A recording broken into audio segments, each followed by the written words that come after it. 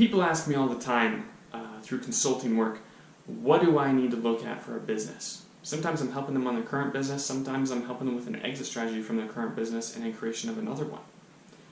Well, there's a couple things you want and need to look for, and these are things that you should think of before starting your company. You need to look at low risk. The lower risk, the better. Now, in investing, higher risk, higher reward. But in business, you can do a lot of things to mitigate risk, but still have those same high rewards. It's not the same as investing. You don't have to have all these risks with business, and you shouldn't, because a lot of the time you're putting everything you have into it. You're putting all your time, all your talent, and every last dime you have and every dime you don't have. Some people start businesses millions of dollars in debt. So you want to have as low risk as possible when you're giving everything. You wouldn't give everything into an investment, into a stock, if it had a high risk. That wouldn't make any sense. You could lose everything and be left with nothing, which happens in business all the time, and investing. So lower risk is going to help mitigate that risk. High ROI. ROI is return on investment. So you want it to be low risk, but the cost of entry doesn't really matter as long as you have a return on investment. If it costs $1 million to start this business, but you are going to make $3 million in your first month, who wouldn't do that? Who wouldn't beg, borrow, lie, cheat, and steal in order to get that $1 million to have a $3 million first month profit? And that's kind of the methodology there.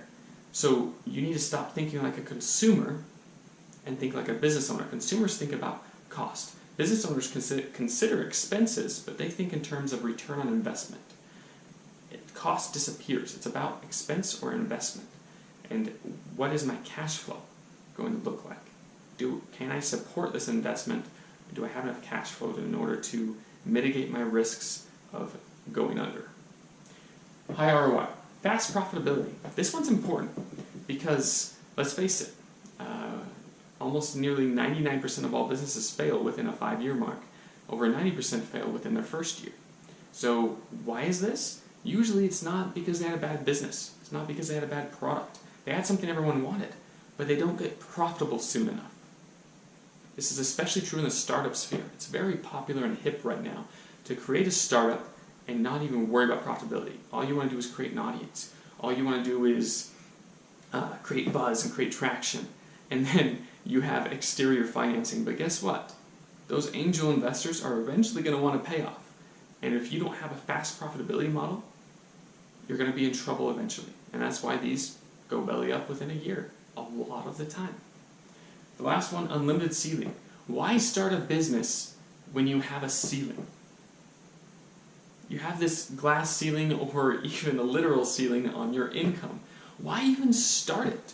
Because then eventually you're going to grow into the individual that wants to build something more. You want something more in life.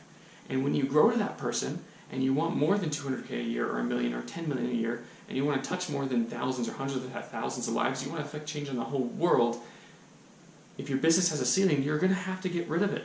And you're going to have to start all over from scratch again. Some people do that. You start a business, sell it, start another one, and you leverage them into bigger, better businesses. But every single time you start a new one, you have these same initial risks and expenses and startup fees. You have these same massive early on risks. So why not start the unlimited ceiling business from the get-go? Automation. Your business needs to have automation because otherwise, why create a business? Why go through all that risk when you could be an employee? There are employees that make millions of dollars. Just climb the corporate ladder, become a CEO, become a VP. I worked with an Inc. 5000 company. I was an executive. Just do that and make hundreds of thousands or millions of dollars and don't risk anything. Because if you don't have automation in your business, you will be as much a slave, if not more a slave to your business than you were to your company. Scalability. This is the same thing as the high ceiling. Unlimited ceiling. You need to have scale. You need to be able to start small to mitigate that risk, but then have the scalability to grow into a global economy. Think about it this way. If you're just selling scarves to your local neighborhood, you're going to have a very low top-end profit.